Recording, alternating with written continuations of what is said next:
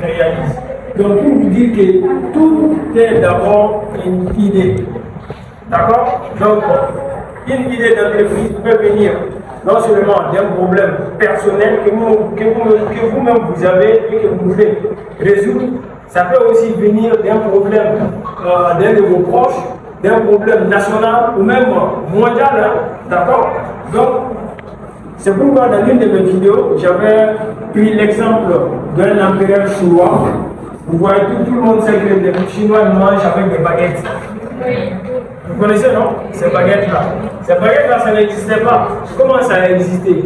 Il y avait un empereur chinois qui était craintif, quoi, qui avait peur qu'on ne l'empoisonne, qu'on ne le tue. Donc, il avait interdit les couteaux, les fourchettes, il avait tout interdit. D'accord? Donc, l'empereur en question s'appelle Liu le Grand. J'ai Liu le Grand. C'est le premier empereur chinois. Le Grand. C'est le premier empereur chinois. Donc, il a un jour, on lui a donné son plat. Le plat était un peu chaud. Donc, il a coupé 2 branchettes. D'accord? Pour manger avec ça. Depuis lors, c'est devenu une entreprise. Et en Chine, chaque année, c'est 80 milliards de baguettes comme produit dans l'industrie de la sylviculture.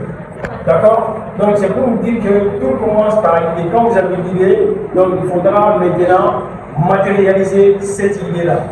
D'accord? Une idée, comme on le dit en général aussi, ça reste une idée quoi, tant que vous ne la concrétisez pas. Ok? Et c'est ça qui est le plus difficile. Sinon, je sais que si c'est des idées, vous en avez tous ici. Beaucoup même. D'accord? Mais qu'est-ce qui compte? C'est de prendre l'action. Comme les Anglais disent, take action. Prendre l'action. Une idée n'est rien sans sa concrétisation. D'accord?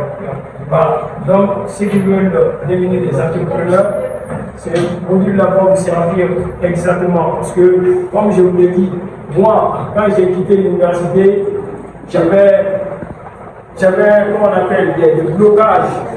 Par exemple, j'avais honte de vendre. Parce que moi, je n'étais pas issu d'une famille peut-être commerçante ou tout ça. Moi, j'avais honte de vendre.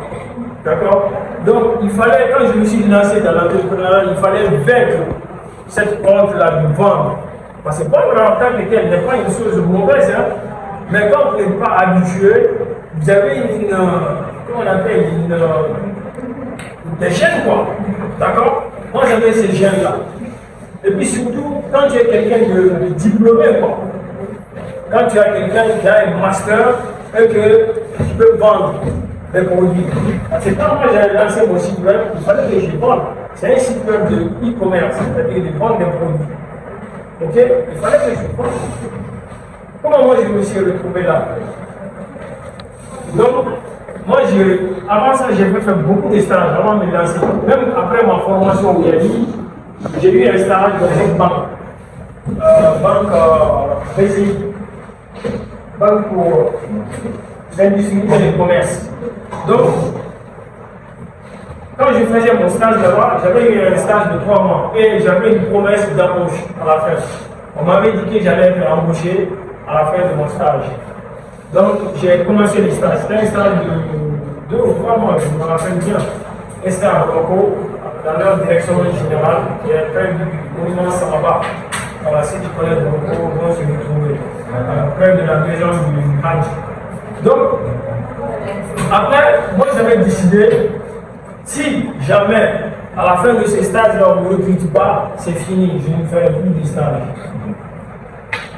C'est fini. Et j'avais pris cette décision-là.